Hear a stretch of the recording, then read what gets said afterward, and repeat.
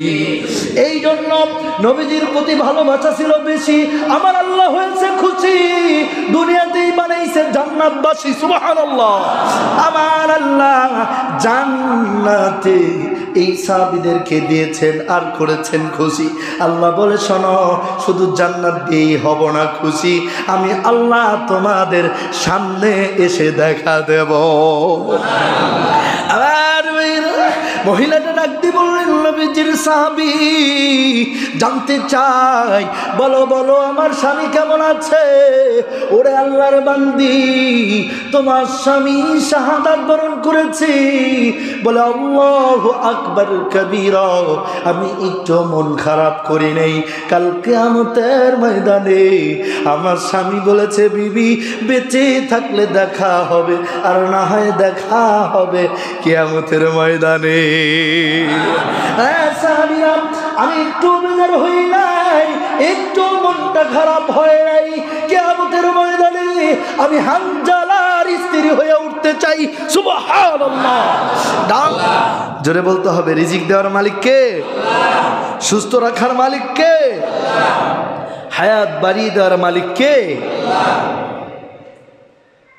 আমি আপনি গায়ের জোরে ব্যবসা করতেই পারি, কারণ দোকান আমার, শাটার বন্ধ করব নাকি করব না, এটা কি হুজুরের কথা মতো করবো নাকি? বলেন তো, এই কথাটা হুজুরের না কার? আর জোরে বলেন, কথাটা কার? যখন জুমার আজান হবে সব দোকানপাট ক্লোজ করে দিতে হবে, এই অর্ডার কার? আল্লাহর। এই অর্ডার কোনো ইমামের, কোনো খতিবের, এই অর্ডার কোনো রাষ্ট্রের নেতার নয়। সুবহানাল্লাহ। সুতরাং আপনি আমি ভাবছি অনেক ইনকাম হবে, চাষটালে অনেক ভিড়।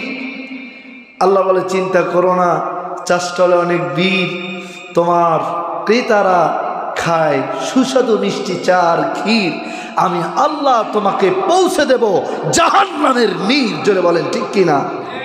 শুধু তাই নয়, তোমাকে হসপিটালে হসপিটালে ঘুরাবো, কয় টাকা লাভ করবা? লক্ষ লক্ষ টাকা বের করে দেব। ঠিক কিনা? এই জন্য দোকানপাট ক্লোজ করে দিতে হবে। অর্ডারটা কার? আল্লাহ। এই জন্য একটা জিনিস বিশেষ করে দরকার, সেটার নাম হচ্ছে ঈমান দরকার। কি দরকার? কি দরকার? ঈমান দরকার। আমার বাইনা, আমার বন্ধুগণ, ঈমানদার ছিল সাহাবায়ে কিরাম রাদিয়াল্লাহু তাআলা। এই বাবাজি, এখান থেকে আলোচনাটা শুরু ইনশাআল্লাহ। আপনার আল্লাহর কাছে ফরিয়াদ জানাবেন, আমার আল্লাহ, আমার মাওলা যেন এই জবান দিয়ে কোরআনের কথাগুলো বের করে দেয়। বলি আমিন। আর জোরে বলি আমিন। বাবাজি, ইমানদার ছিল সাহাবায়ে কিরাম রাদিয়াল্লাহু তাআলা। যুদ্ধের ডেট তারিখ হওয়ার আগেই আমার নবীজি একজন সাহাবীর বিয়ের তারিখ নির্ধারণ করেছে, বাসর রাত নির্ধারণ করেছে। ওই সাহাবীর নাম হইল হযরত হানজালা রাদিয়াল্লাহু আনহু। আমার বাবাজি, হানজালা রাদিয়াল্লাহু তাআলা আনহুম আজমাইন এইবার যুদ্ধে যাওয়ার যখন সময় হয়েছে, নবী আমার ডাক দিয়ে বলে, হানজালা রে, ও হানজালা, আর দেরি কইরো না রে হানজালা। আমি বলে দিলাম, আজকে তোমার ফুলসজ্জা, আজকে তোমার বাসর রাত, আজকে তোমার ফুলসজ্জার রাত্রে। হানজালা, তুমি যাও, তোমার দায়িত্ব পালন করো। জোরে বলি সুবহানাল্লাহ। নবীজির সাহাবী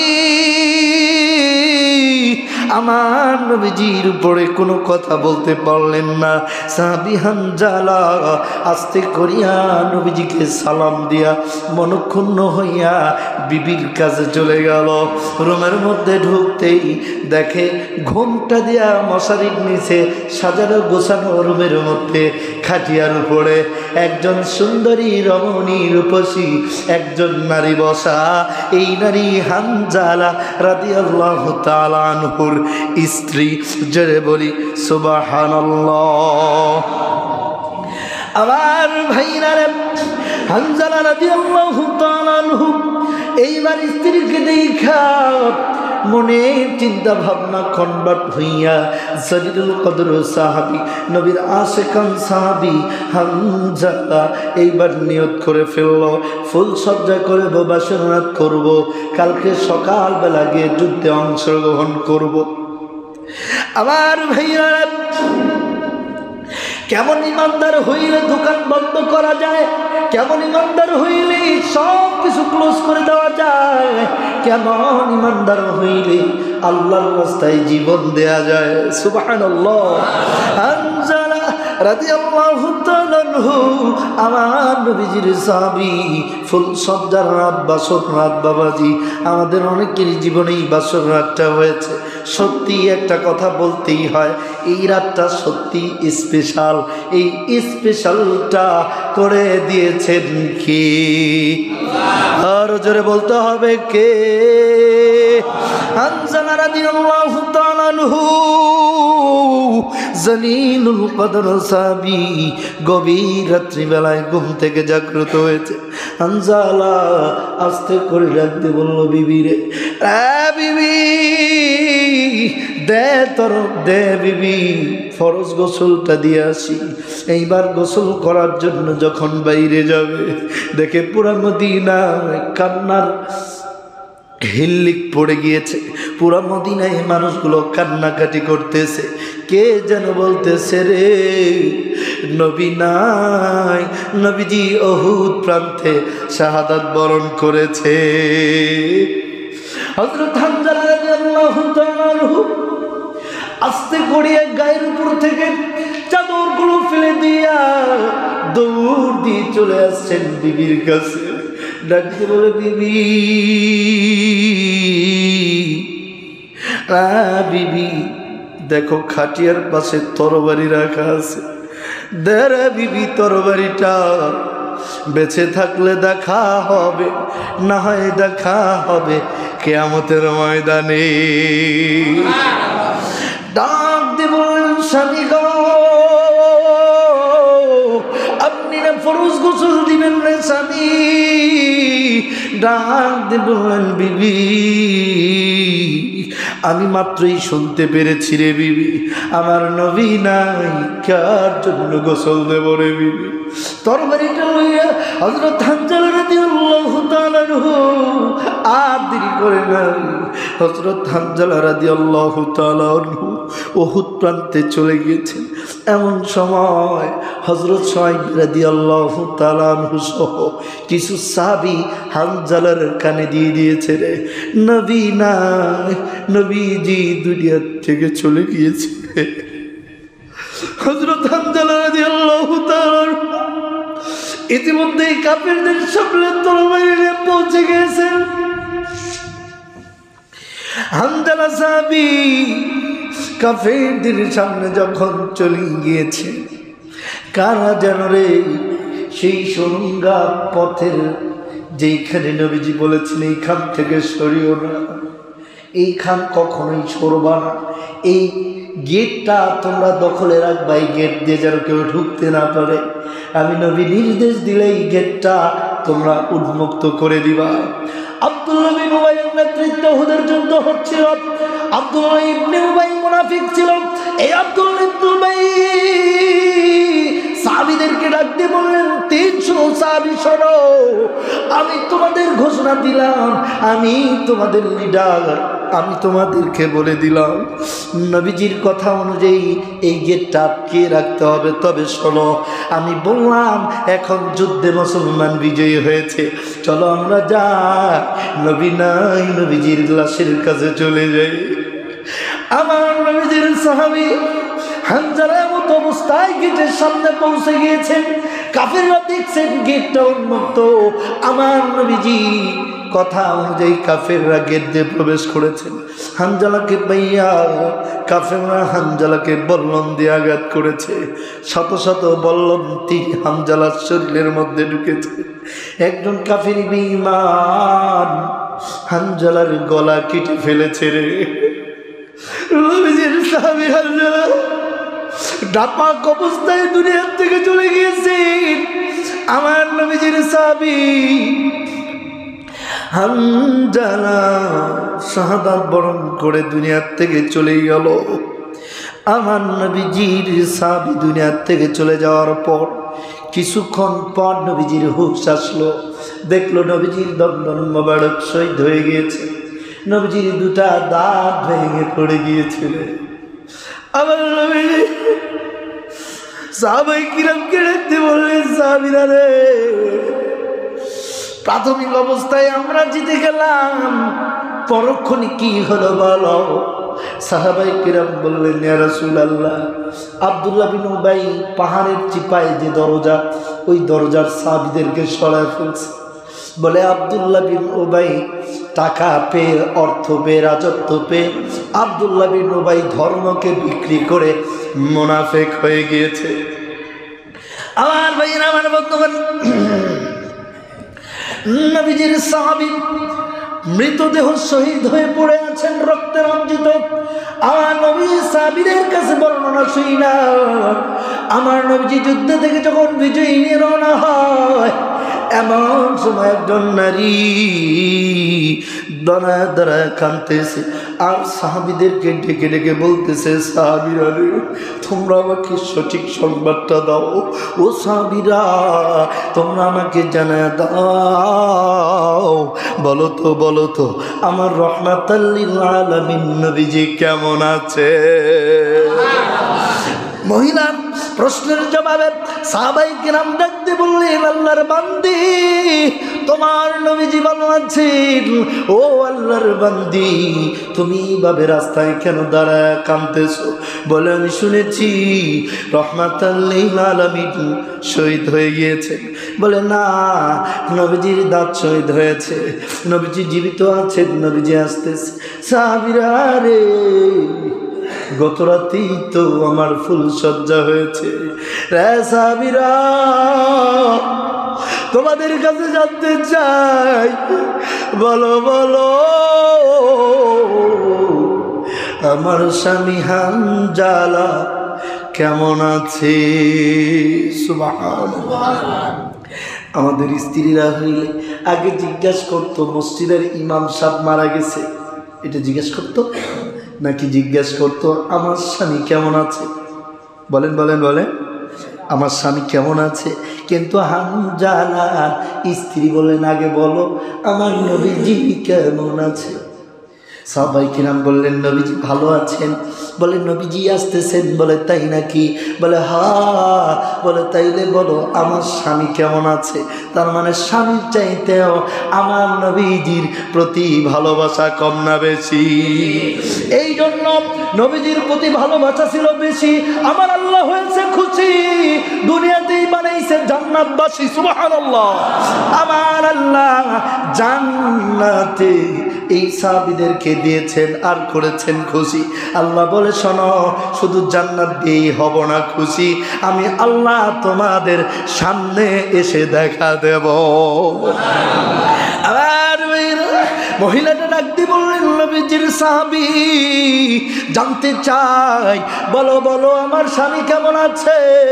ওরে আল্লাহর বান্দি, তোমার স্বামী শাহাদাত বরণ করেছে।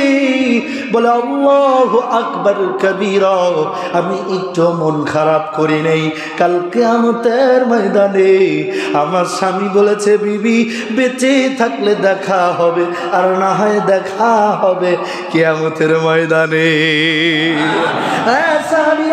আমি একটু বেজার হই নাই, একটু মনটা খারাপ হয় নাই। কিয়ামতের ময়দানে আমি হানজালার স্ত্রী হয়ে উঠতে চাই। সুবহানাল্লাহ। ডাক দিয়ে বললেন, আল্লাহর বান্দি কেন দাঁড়ায় আছো বলো? এইখান দিয়ে তো সাহাবায়ে কেরাম যাচ্ছে। বলে, আমি দাঁড়ায় আছি, আমি আমার নবীজির কাছে একটা খবর পৌঁছায় দিতে চাই। বলে, কি খবর বলতে চাও? বললো, আমি আমার প্রাণের নবীর কাছে গিয়ে দাঁড়ায় আমার নবীকে বলতে চাই, নবী গো, শহীদদের লাশ আপনি দাফন করবেন। ইয়া রাসূলুল্লাহ, শহীদদের লাশ তো আপনি গোসল দিবেন না, রক্তাক্ত অবস্থায় আপনি দাফন করবেন। ইয়া রাসূলুল্লাহ, ইয়া হাবিবাল্লাহ, নবীজি আমি আপনাকে বলতে চাই, ও নবী, আপনি আমার স্বামীকে গোসল দিবেন, আমার স্বামী রাত্রি বাসর সজ্জা করেছে, ফুল সজ্জা করেছে, আমার স্বামী গোসল করতে বাইরে গিয়েছে, কে যেন বলেছে রে হানজালা নবী নাই রে, তুমি কার জন্য গোসল দিবা রে হানজালা? নবীজির সাহাবী, আমার স্বামী শুই না ফরজ গোসলের কাপড় চোপড় ফালায়া তরবারি লইয়া যুদ্ধে চলে গেছে, যাও রে আমার নবীজিকে বলে দিও, আমার নবীজি যেন হানজালা লাশটাকে গোসল দেয়। আমার নবীজি সাহাবীদেরকে বললেন, সাহাবীরা শহীদদের লাশগুলোকে জড়ো করো, শহীদদের লাশগুলোকে একত্রিত করো। 70 জনের উপরে শাহাদাত বরণ করেছে, অধিক সাহাবী শাহাদাত বরণ করেছে। সাহাবায়ে কেরাম ডাক দিয়ে বললেন, নবীজি আমরা শহীদদের লাশ একত্রিত করেছি। বলে, ও সাহাবীরা একজন সাহাবীর লাশটাকে খুঁজে খুঁজে বের করো। বলে, ইয়া রাসূলুল্লাহ কার লাশ? বলে, হানজালার লাশ। নবীজি সাহাবীদেরকে অর্ডার দিলেন, সাহাবায়ে কেরাম চিরুনি তল্লাশি দাও। একটু জিকির করেন, সুবহানাল্লাহ, আলহামদুলিল্লাহ, লা ইলাহা ইল্লাল্লাহ, সুবহানাল্লাহ, আলহামদুলিল্লাহ, লা ইলাহা ইল্লাল্লাহ, সুবহানাল্লাহ,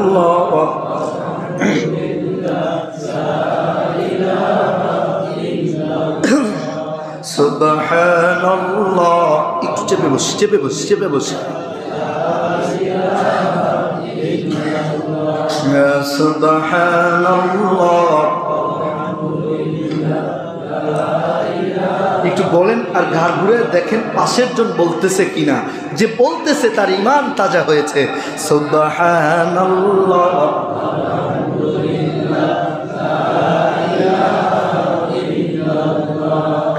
সুবহানাল্লাহ, লা ইলাহা ইল্লাল্লাহ, হে সুবহানাল্লাহ।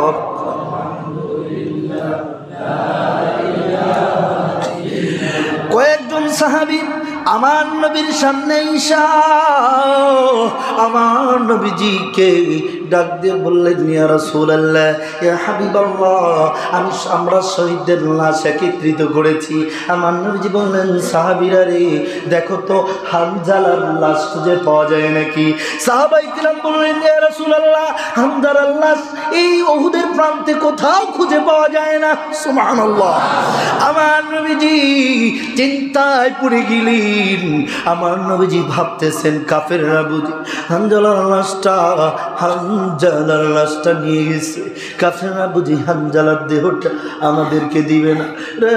সাহাবীরা রে হানজালার বিবি লাশটা চায়, দেহটা একটু দেখতে চায়। হানজালার বিবি আমাদের কাছে খবরটা পৌঁছে দিয়েছেন, একটু হানজালাকে দরকার, হানজালার লাশটা একটু দেখবেন। আমার নবীর সাহাবীরা ডাক দিয়ে বললেন, নবী গো হানজালার লাশ কোথাও খুঁজে পাওয়া যায় নাই। ও নবীজি কোথাও খুঁজে পাই নাই। বলে, তাহলে আরেকটু খোঁজো।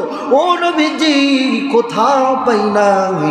নবী আমার ডাক দিয়ে বললেন, সাহাবীরা রে একটু ইস্তিগফার করো, আল্লাহর কাছে দোয়া করো, দেখি হানজালার লাশটা কোথায় আছে। জিবরাইল আমিন আমার নবীজির কাছে আইসা নাযালা বিহির রূহুল আমিন আলা কলবিকা লিতাকুনা মিনাল মুনজিরিন। আমার নবীজির কাছে আইসা জিবরাইল ডাক দিয়ে বললেন, নবীজি হানজালার লাশ নিয়ে চিন্তা করবেন না, আমার আল্লাহ ফেরেশতা দিয়া হানজালার লাশ আসমানে নিয়া হাউজে কাউসারে পানি দিয়া সুন্দর করে গোসল দিয়ে দিচ্ছে। আমার মেয়েরা, আমার নবীজি বলেন, সাহাবীরা রে চিন্তার কোনো কারণ নাই, আমাকে একটু সময় দাও, হানজালার লাশ খুব শীঘ্রই চলে আসবে। কিছুক্ষণ পর নবীজির সামনে হানজালার লাশ ভেসে উঠল। আমার নবীজি বললেন, সাহাবীরা রে হানজালার লাশটা নিয়ে আসো। হানজালার বিবি হানজালাকে নাপাক অবস্থায় ছেড়ে দিয়েছে। এইবার সাহাবায়ে কিরাম বললেন, ইয়া রাসূলুল্লাহ তাহলে আমরা জলদি করে পানি নিয়ে আসি, আমরা কাপড় চোপড় নিয়ে আসি। ও নবীজি, আমরা হানজালাকে গোসল দিয়ে দাফন করব। আমার নবীজি বললেন, সাহাবীরা নেভার, তোমরা হানজালার লাশটা একটু লক্ষ্য করো, উনজুর হানজালার লাশটা দেখো। সাহাবায়ে কিরাম বললেন, নবীজি, আমরা হানজালার লাশ উপলব্ধি করে যখন দেখতেছিলাম, আমরা দেখলাম হানজালার লাশটা যেন সবে মাত্র উত্তম পানি দ্বারা গোসল করে নিয়ে আসা হয়েছে। আমার ভাইয়া, আমার বন্ধুগণ, সাহাবায়ে কিরামের অধিক গুণাবলী ছিল, তার মধ্যে ছয়টা গুণাবলী ছিল সাহাবীদের। সাহাবায়ে কিরাম রাদিয়াল্লাহু তাআলা আনহুর মধ্যে সবচেয়ে শক্তিশালী এক নম্বর ছিল, he was believing Rasulullah, he was believing আল্লাহ। সাহাবায়ে কিরাম আল্লাহ এবং নবীজিকে সবচেয়ে বেশি বিশ্বাস করতেন, সবচেয়ে বেশি ঈমানওয়ালা ছিলেন। এমন ঈমানওয়ালা ছিলেন, সাহাবায়ে কিরাম নিজেদের চিন্তা করতেন না, আগে নবীজির চিন্তা করতেন। জোরে বলেন ঠিক না বেঠিক? এই জন্য সর্বপ্রথম ঈমান আনা লাগবে। আন ইবনে ওমর রাদিয়াল্লাহু তাআলা আনহু হতে বর্ণিত মিশকাতুল মাসাবিহের হাদিস, নবীজি বর্ণনা করেন, আন ইবনে ওমর রাদিয়াল্লাহু তাআলা আনহু قال قال النبي صلى الله عليه وسلم, নবীজির সাহাবী হাদিসটা বর্ণনা করেন। তিনি বলেন, নবীজি হাদিস বর্ণনা করেছেন, আমার বাবাজি ছয়টা কথা আমি বলবো। এই হাদিসে 5টা বিষয় উল্লেখ করা হয়েছে, অন্য হাদিসে আর একটা বিষয় উল্লেখ করা হয়েছে। এই জন্য আমি বলি, সাহাবায়ে কিরামের অনেকগুলো গুণ ছিল, তার মধ্যে 6টা গুণে গুণান্বিত ছিল। কয়টা? আরো জোরে জোরসে বলেন, কয়টা? এই সাউন্ড হইলে আগামী নির্বাচনে করবো না, কাজ হইব না। আরো জোরে বলতে হবে, সাহাবায়ে কিরামের কয়টা গুণ ছিল? এইবার ঠিক আছে, এইবার মনে হইতেছে না নির্বাচন করা যায়। কয়টা গুণ? 6টা। তার মধ্যে প্রথম নাম্বার গুণ ছিল সাহাবায়ে কেরাম রাদিয়াল্লাহু তাআলা আনহুম আজমাইন শক্তিশালী মজবুত ওয়ালা ঈমান ওয়ালা ছিল। সুবহানাল্লাহ। আহা, এই প্রাসঙ্গিক প্রসঙ্গটা প্রায় 3য় সপ্তাহব্যাপী চলছে, ফলে আমি ঈমানের ব্যাপারটা এখানে ক্লোজ করছি। তবে প্লিজ ভাইজান, আমরা 3টা কাজ ঈমান যার আছে তার সর্বপ্রথম আল্লাহর হুকুম, তারপরে 3টা। 1 নম্বর হলো যে ঈমানওয়ালা হবে সে কখনোই সুদকে সমর্থন করতে পারে না। এটা হচ্ছে 1 নম্বর ঈমানওয়ালার কাজ। 2 নম্বর ঈমানওয়ালার কাজ হইল সমাজে একজন ঈমানদার কখনো জিনা ব্যভিচার হতে দিতে পারে।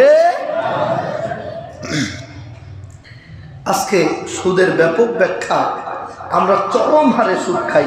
Don't mind please. কেন কথাটা বললাম? আমরা ঈমানদার দাবি করি, কিন্তু আমরা সুদ ছাড়তে পারি না। আমরা একটু কলা কৌশলে খাই, কিন্তু আমাদের চোখে পড়ে বিশাল বিশাল ভবন।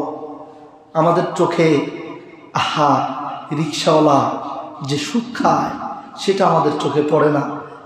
আমরা বয়ান করলেই আমরা মনে করি যে আমি 10 তলার মালিক, হুজুর মনে হয় আমাকে বলছে না। আমরা ছোট থেকে ছোট মানুষ আজকে সুদের সাথে জড়িত। আপনি আশেপাশেই দেখবেন সপ্তাহে 600 টাকা 500 টাকা কিস্তি, মাসে 20,000 টাকা সুদের উপরে লোন, তারপরেও করছে। আরে ভাই, যারা করছে 1 কোটি 2 কোটি 5 কোটি, ওরা আখেরাত হারাইলেও দুনিয়াটা তো শক্ত করে ধরছে। বুঝেন নাই? ধরেন আমি 100 কোটি টাকা লোন করছি, বিশাল বড় একটা ফ্যাক্টরি করছি। একজন এফ রহমান, সে 37,000 কোটি টাকা এক ব্যাংক থেকে লোন নিচ্ছে। আরে ভাই, সে আখেরাত যদি নাও পায়, কথার কথা, সে দুনিয়াটাকে এমনভাবে ধরছে যে তার নামের আগে এফ রহমান লাগানো হয়। সে দুনিয়ায় নাম কামাইছে। কিন্তু আমরা যে 20,000 টাকা লোন করে সুদের সাথে সম্পৃক্ত হয়েছি, আমরা তো 10 তলা বাড়িও করতে পারি নাই। নুন আনতে তেল শেষ, নাকি নুন আনতে আন্তাবাদ শেষ। তো আমরা কোন দুঃখের সুদের সাথে জড়িত হয়েছি? সুদের বয়ান করলে আমরা মনে করি মনে হয় ওই 10 তলার মালিককে বলতেছে। আরে ভাই, আমরা সমাজের নিম্ন শ্রেণীর মানুষ, আমরা 15-20 হাজার টাকা বেতনে চাকরি করি, আমরা কেন সুদ খাই? ধরলাম ওই লোকটা আখেরাত ভুলে গেছে, ওই লোকের ইমান দুর্বল। আপনার আমার কেন ইমানের এই অবস্থা? আমি কেন 20,000 টাকা সুদের উপরে নিছি? কেন? কষ্ট করে চলা যায় না? সুদের বয়ান করলে আমরা মনে করি যে হুজুর মনে হয় অমুকরে বলতেছে, তমুকরে বলতেছে, আমি 500 কোটি টাকা লোন করছি, হুজুর মনে হয় আমাকে বলতেছে। না, আপনাকে থেকে শুরু করে 1,000 না 37,000 কোটি টাকা, যেই টাকা দিয়ে পদ্মা সেতু করা যেত, এই এফ রহমান থেকে শুরু করে বর্তমান প্রধান উপদেষ্টা মণ্ডলী থেকে শুরু করে নিম্ন শ্রেণীর 100 টাকাও যে সাপ্তাহিক কিস্তিতে লাভ দেয়, সুদ দেয়, সেও সুদখোর। জোরে বলেন, জোরে বলেন। আফসোস লাগে। আমি উদাহরণটা আগেও দিয়েছি। একজন রিক্সাওয়ালা, আমি ওনার গাড়িতে উঠে, প্লিজ রাগ করবেন না, আগে একটু ভালো বলি, আমার কাছে কয়েকজন মানুষ তওবা পড়েছেন এবং তওবা পড়ে এসে আমাকে বলছেন, হুজুর আমি সুদের টোটাল টাকা পয়সা ছেড়ে দিয়েছি, জমি জমা রেখা এখন কৃষিকাজে সময় ব্যয় করছি, হুজুর আপনার বয়ানের পরে আমি সুদ ছেড়ে দিয়েছি, হুজুর আমার একটু কষ্ট হচ্ছে প্রাথমিক অবস্থায়, কিন্তু ভালো আছি। বলি আলহামদুলিল্লাহ। আমরা তো এটাই চাই নাকি? আমরা এটাই চাই কি না? কে সুদ খাইলো, কে ঘুষ খাইলো, এটা তো আমার বলা উদ্দেশ্য না। আমার বলা উদ্দেশ্য, ইমান যার আছে তার 3টা বৈশিষ্ট্য আছে। 1 নাম্বার, সে হারাম খেতে পারে। সুদকেই শুধু হারাম দেখলেন? বোনের হক মাইরা যে দিছে ওইটাকে আপনি হারাম দেখলেন না? ভাই কিছু মনে নিন না আমার কথা।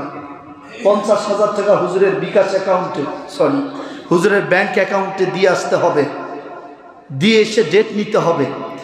তারপরে এই হুজুর সেই ডেট অনুযায়ী যাওয়ার 1 মাস আগে আবার ফোন দিবে, আবার আমার অ্যাকাউন্টে 50,000 পাঠান। তারপরে 50,000 পাঠানোর পরে যেদিন মাহফিল, সেই দিন সকালবেলা ফোন দিয়ে বলবে আমার গাড়ি ভাড়া লাগবে 20,000। ভাই মনটা খারাপ করেন না।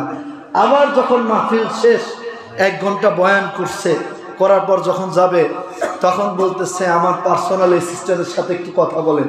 পার্সোনাল অ্যাসিস্ট্যান্ট বলতেছে, হুজুরকে 1,20,000 দিচ্ছেন না? বলে হ্যাঁ। বলে হুজুর যখন মাহফিল শেষ করে বের হয় তখন আরো 20 দিতে হয়। আপনি শুধু সুদটাকেই হারাম দেখলেন।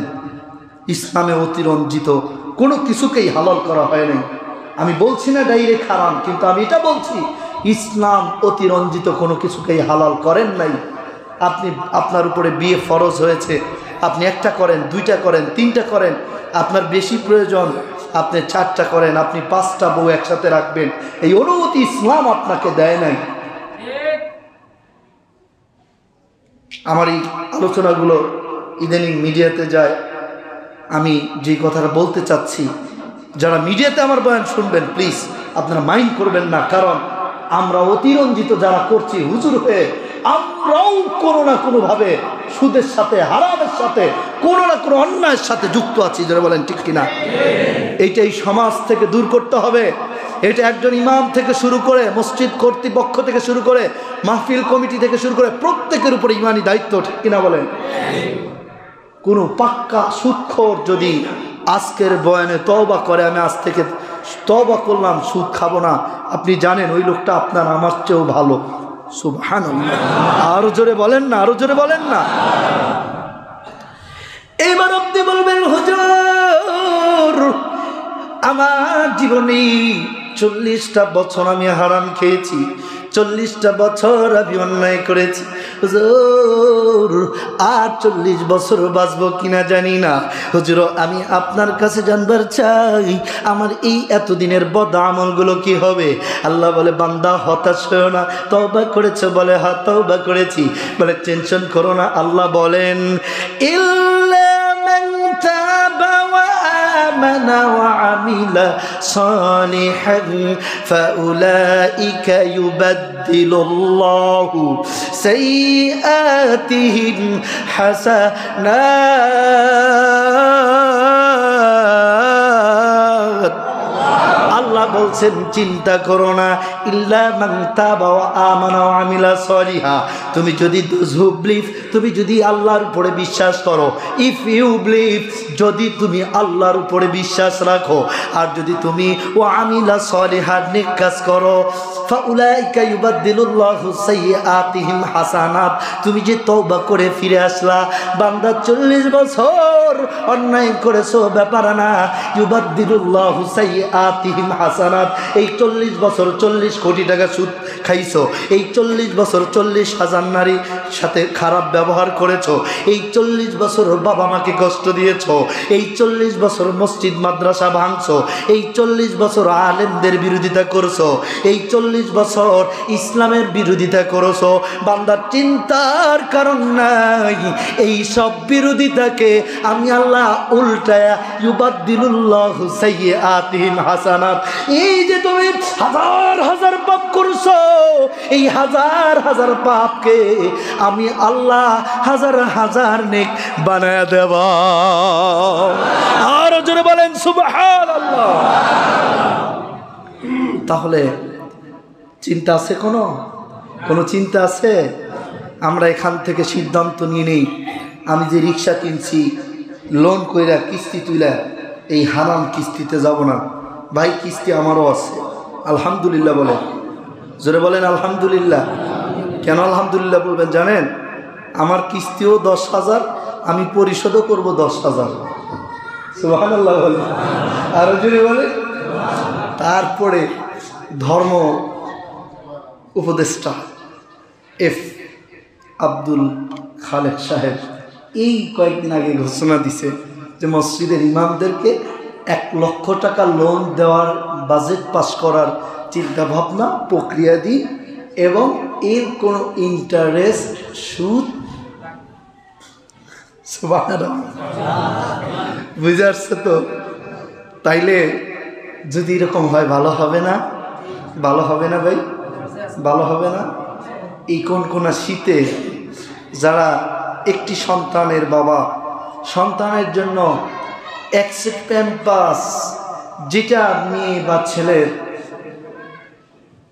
আবর্জনা বের হতে সহায়ক হবে, যেটা আপনাকে পবিত্র রাখবে, আপনার বিছানাকে সিকিউরিটি দিবে, সেটার জন্য যেই শ্রেণীর মানুষেরা একটু হিমশিম খায়, এই শ্রেণীর মানুষ যদি এরকম একটি সুযোগ পেয়ে যায়, তাহলে তারা ইমামের পাশাপাশি একটা বিজনেসও করতে।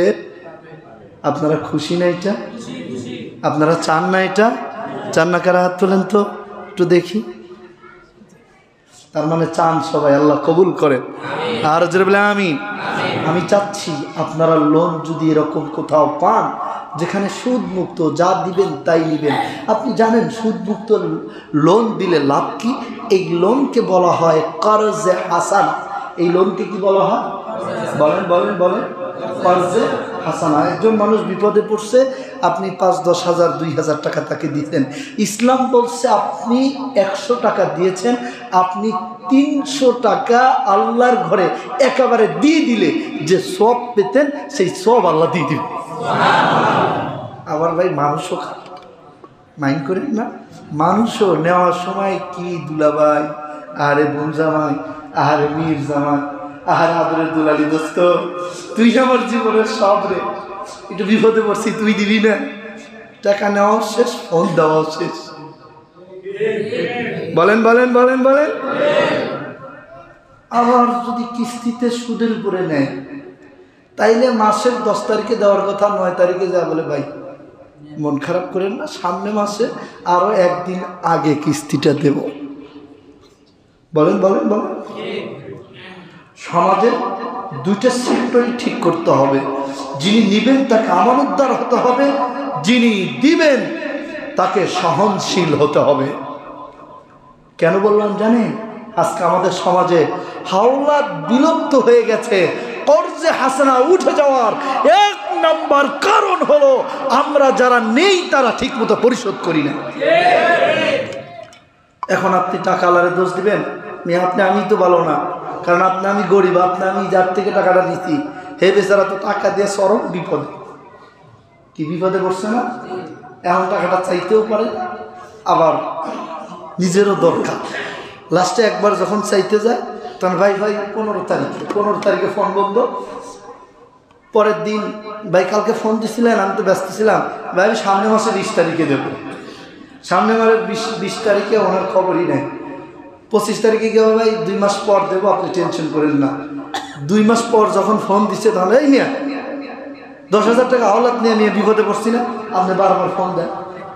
বাপরে বাপ, যে টাকাটা দিচ্ছে সে চরম বিপদে, সে এখন ঝাড়ি খেতেছে। বলেন বলেন বলেন বলেন কেন ভাই? সমাজ থেকে হারাম দূর করতে হলে আমাদের 2 শ্রেণীর মানুষকেই সত্যবাদী হতে হবে, সত্যনিষ্ঠাবান হতে হবে, ঠিক কিনা বলেন? এটা হচ্ছে ইমানদারের প্রথম শর্ত। এটা ইমানদারের কি শর্ত? 2 নাম্বার, সাহাবায়ে কিরাম ডাক দিয়ে বললেন, নবীজি ঈমান আনার পরে আমাদের কাজটা কি বলেন? নবীজি বলেন, শোনো 5টা কাজ। বুনিয়াল ইসলাম খামসিন আলা শাহাদা আল্লাহ ইলাহা ইল্লাল্লাহ। নবীজি বললেন 1 নাম্বার ঈমান আনবা, সাহাবায়ে কিরামের মতো ঈমান আনবা। ই বন্ধু, সাহাবায়ে কিরাম কেমন আমানতদার ছিলেন আমার বাবাজি,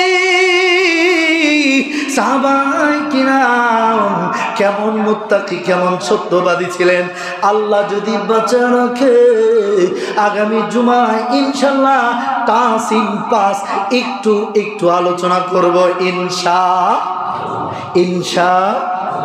কয়টা জিনিস বাকি রইল? 1 নাম্বার সাহাবায়ে কিরাম। আলহামদুলিল্লাহ, আমাদের সম্মানিত সেক্রেটারি মহোদয় আজমল ভাইজানের বাবা 500 টাকা দান করেছেন। 1000 টাকা জি।